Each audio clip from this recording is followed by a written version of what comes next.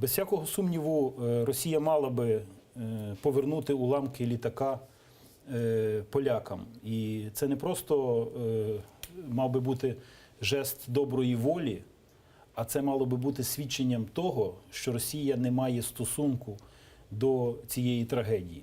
Будь-які зволікання із допуском експертів до місця трагедії, до надання інформації, будь-які зволікання із надання решток чи уламків літака, вони викликають серйозні перестороги, що Росія могла бути дотичною і до цієї трагедії. Тому це в інтересах Росії передати ці уламки для того, щоб не було жодних дискусій, щоб Польща могла завершити своє власне розслідування, яке вона проводить, і розставити всі крапки над «і».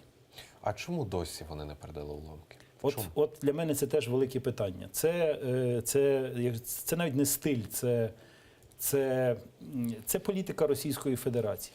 А чому дуже схоже на цю трагедію було зволікання із передачею, наприклад, родичам жертв MH17? Так.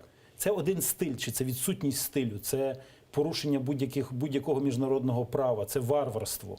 Коли одна країна відмовляється передати іншій країні те, що є дорогим для сердець родичів людей, які загинули в катастрофі. Тобто в мене пояснення немає. Пояснення може бути лише одне, що Росія могла б бути причетною. Для того, щоб зняти ці питання, треба передати ці уламки і допомогти неупередженому і швидкому завершенню розслідування. А як